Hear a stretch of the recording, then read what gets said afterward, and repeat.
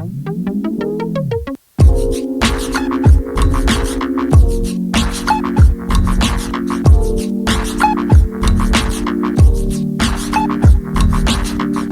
you guys, this is Sasha and welcome to another episode of Sip and Sit. So today I actually had a question come to me a couple of times while I've been talking to people when they hear that I have two little boys under the age of 2 and I had two under the 1 and under.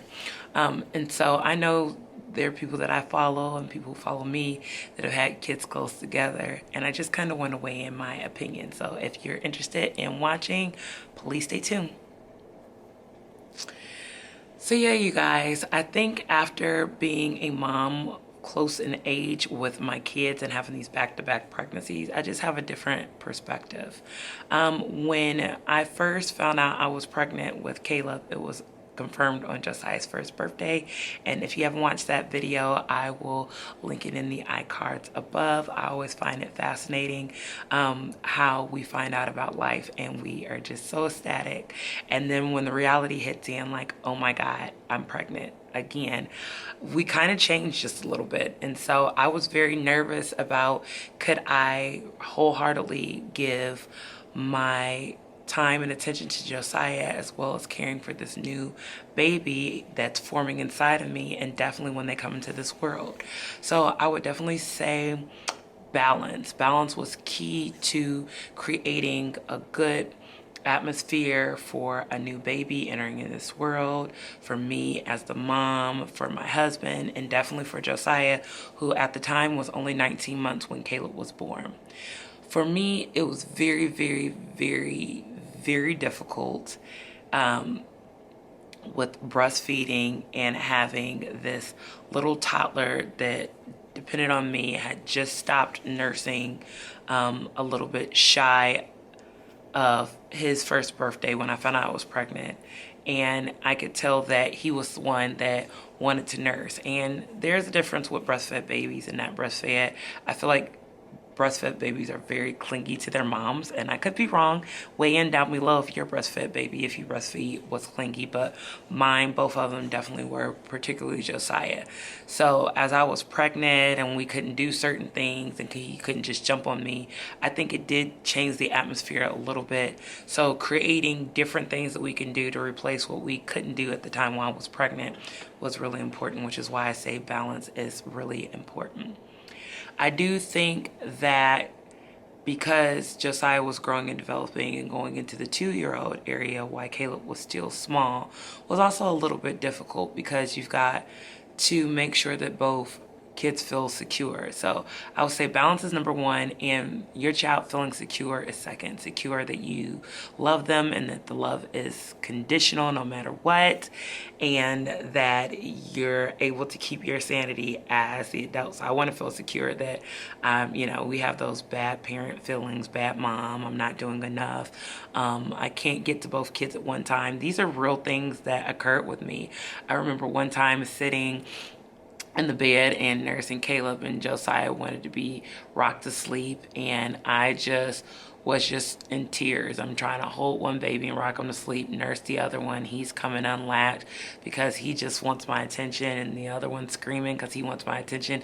And it can be very overwhelming. And so making sure you have that me time when you have that kids close in age is really important, and trying to prepare as best you can. I watched a lot of vlogs of women who had had 2 kids under 2. What were they doing? What was the setup like?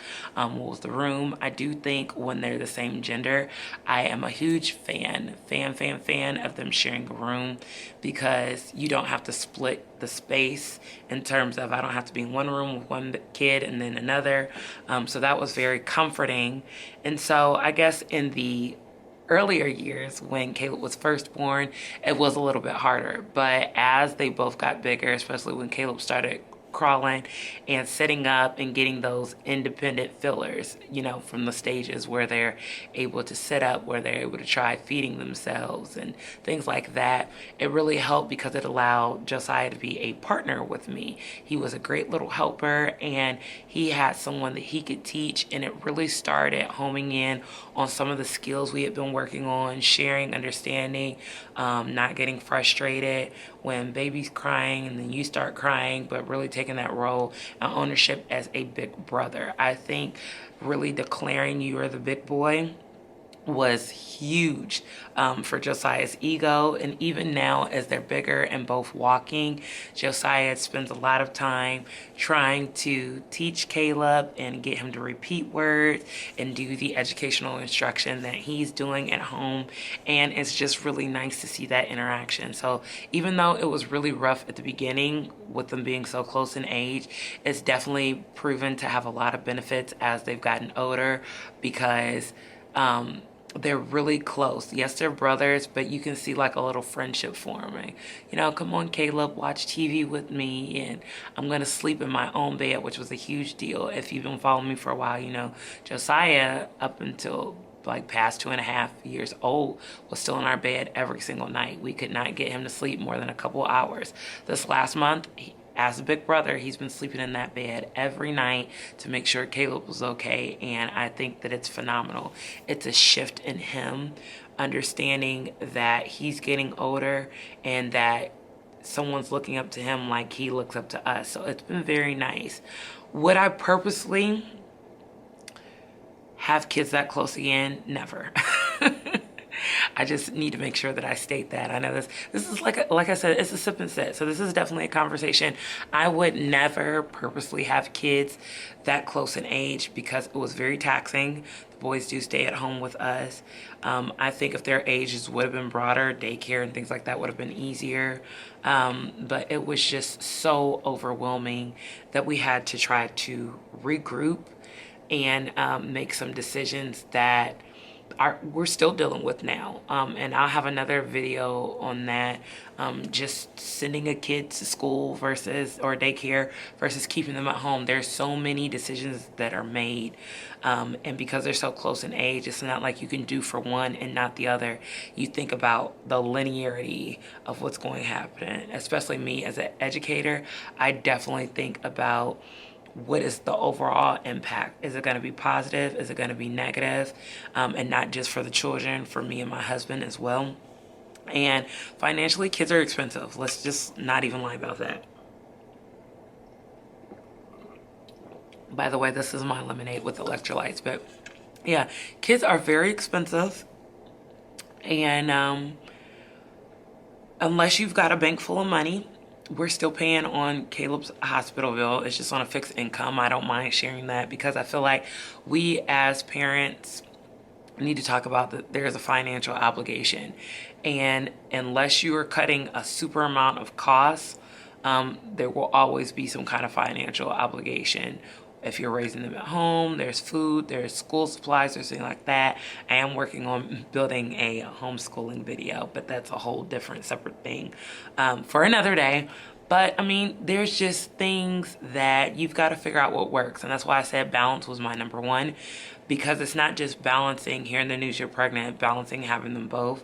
It's balancing financially. It's balancing your mental state, because you know, you've got one that's learning how to walk and frustrated because they can't do what the bigger one does.